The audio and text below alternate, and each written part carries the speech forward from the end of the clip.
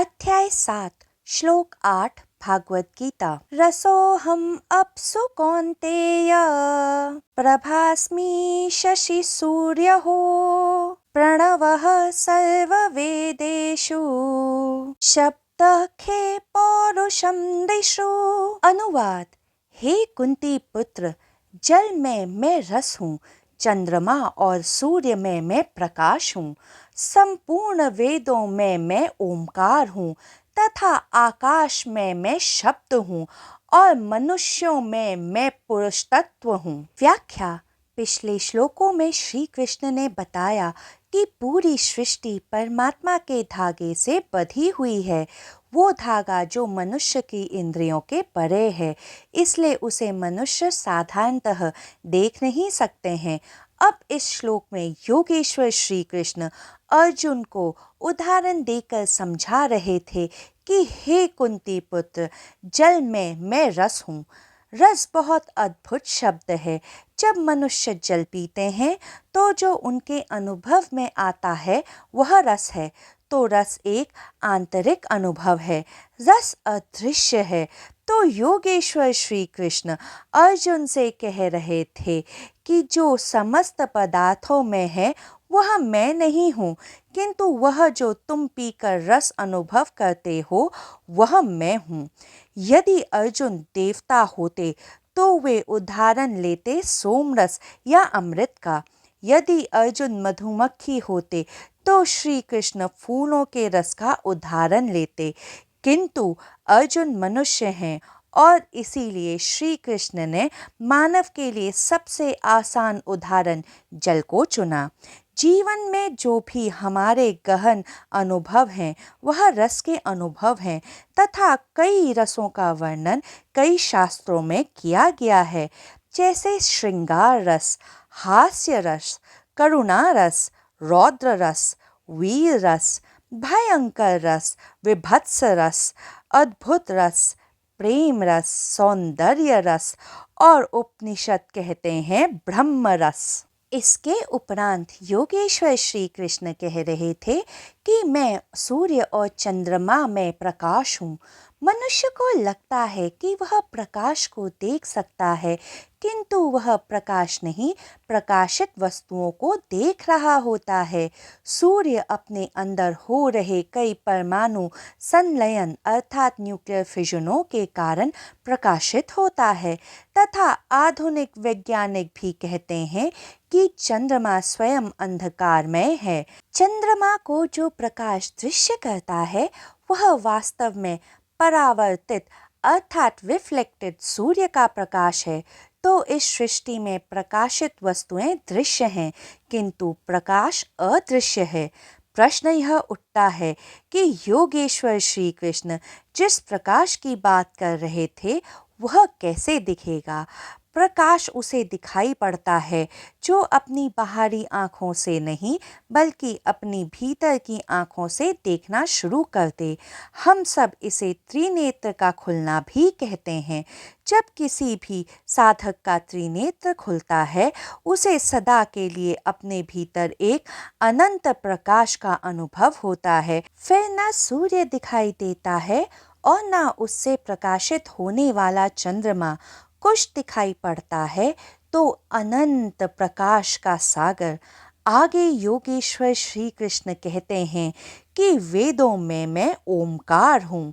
वेद 4 प्रकार के हैं, ऋग्वेद, सामवेद, यजुर्वेद तथा अथर्ववेद। प्राचीन भारतीय साहित्य के सबसे अच्छे सूत्रों में से एक वैदिक शास्त्र हैं। वैदिक धर्म के विचार और आचरण वेदों द्वारा संहिताबद्ध किए गए हैं तथा वे शास्त्रीय सनातन धर्म का आधार भी हैं। तो वेदों में करीब करीब सब कुछ लिखा गया है, परंतु ये सब जो शास्त्रों में लिखा है वो सब छोड़ योगेश्वर श्री कृष्ण कह रहे थे कि वेदों में मैं केवल ओमकार हूँ। ओम को ब्रह्मनाद कहा जाता है क्योंकि ओम को सृष्टि की आदि ध्वनि माना जाता है। जो परम वास्तविकता ब्रह्म का प्रतिनिधित्व करता है, जिसे सभी वस्तुओं का स्रोत माना जाता है, जिससे ओम उस सर्वोच्च सत्य परमात्मा की ध्वनि अभिव्यक्ति बन जाता है। यह शब्द ओम आ, ऊ और म इन 3 मूल ध्वनियों के जोड़ों से बना है।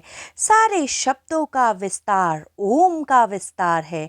जब तक ओम है तब तक वेद पुनः लिखे जा सकते हैं, किंतु यदि वेद बज भी जाएं और ओम लुप्त हो जाए तो वेद निरर्थक हो जाएंगे, क्योंकि ओम ही सारे वेदों का सार है, कुंजी है।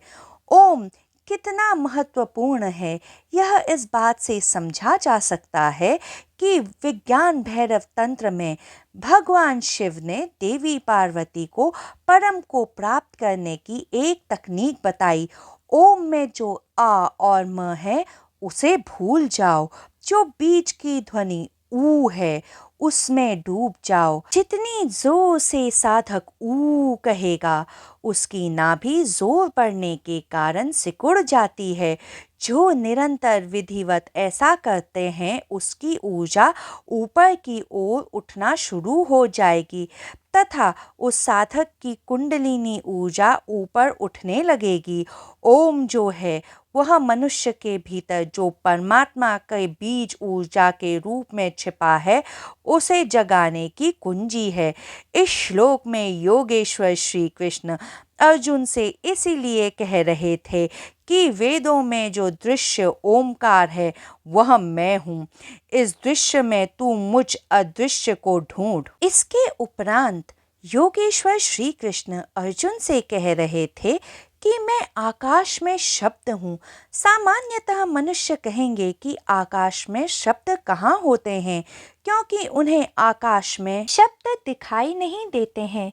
योगेश्वर श्री कृष्ण जिस आकाश की बात कर रहे थे वह गगन नहीं है, बल्कि पंच महाभूतों में से एक आकाश अर्थात ईथर है।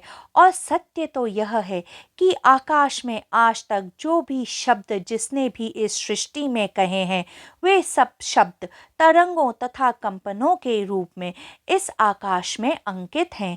इसीलिए वैदिक शास्त्रों में कहा गया है कि बुरे शब्द मत कहो, क्योंकि बुरे शब्दों की तरंगें व कंपनें आकाश में अभिलेखित हो जाती हैं और फिर ये शब्द अनंत अनंत जन्मों तक मनुष्यों के साथ यात्रा करते हैं।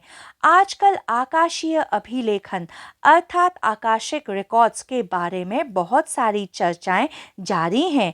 आकाशीय अभिलेखन आकाश पर अंकित हो जाता है, जो सभी विचारों, शब्दों, कार्यों तथा भावनाओं का एक आध्यात्मिक संग्रहालय है, जो सृष्टि के किसी भी काल में घटित हुआ है। माना जाता है कि आकाशीय अभिलेखन सृष्टि में समस्त जीवित प्राणियों, जीवन की घटनाओं, भूत, वर्तमान तथा भविष्य का लेखा जोखा है। इसी कारण योगेश्वर श्री कृष्ण अर्जुन से कहते हैं, आकाश में मैं शब्द हूँ। आकाश में शब्द सबसे ज्यादा व्याप्त है, किंतु इतना सूक्ष्म है कि अदृश्य है। अंततः इस श्लोक में योगेश्वर श्री कृष्ण कह रहे थे कि मैं मनुष्यों में पुरुष तत्व हूँ।